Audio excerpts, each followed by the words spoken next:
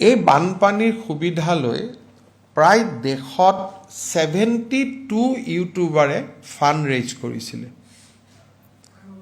72 YouTuber has raise fund.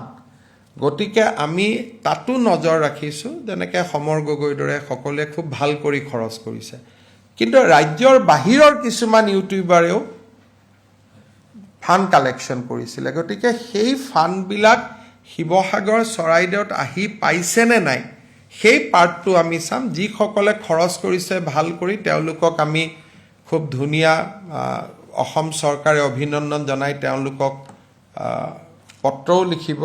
কিন্তু যিসকলে পুঁজি কালেক্ট কৰি ফ্লাডত জমা দিয়া নাই তেওঁলোকৰ প্ৰতিও আমি নিশ্চিতভাৱে নজৰ ৰাখিব লাগিব।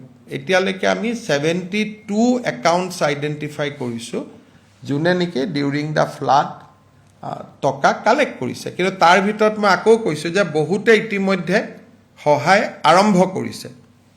কিন্তু যিসকলে কৰা নাই, কাৰণ অকল অসমৰ ইউটিউবাৰ নহয়, গোটেই দেশৰ বিভিন্ন ষ্টেটৰ ইউটিউবাৰেও ইয়াত টকা কালেক্ট কৰিছে।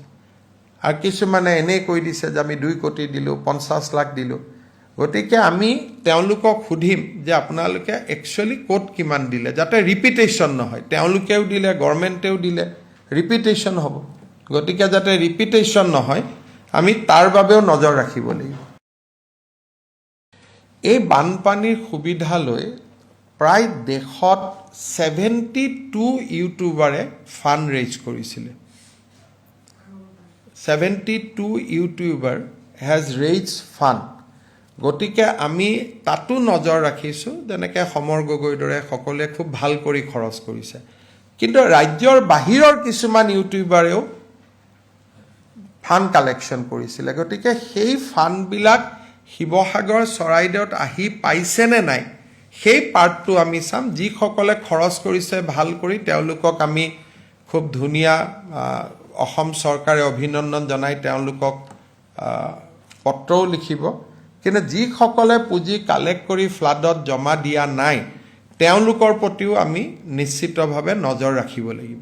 এতিয়ালৈকে আমি 72 একাউণ্টছ আইডেণ্টিফাই কৰিছোঁ যোনে নেকি ডিউৰিং দ্য ফ্লাড টকা কালেক্ট কৰিছে। কিন্তু তাৰ ভিতৰত মই আকৌ কৈছোঁ যে বহুতে ইতিমধ্যে সহায় আৰম্ভ কৰিছে।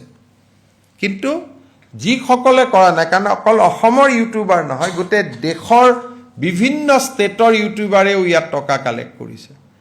আৰু কিছুমানে এনেই কৈ দিছে যে আমি 2 কোটি দিলোঁ, 50 লাখ দিলোঁ।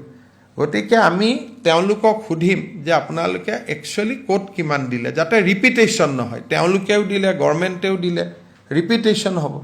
গতিকে যাতে ৰিপিটেশ্যন নহয় আমি তাৰ বাবেও নজৰ ৰাখিব লাগিব।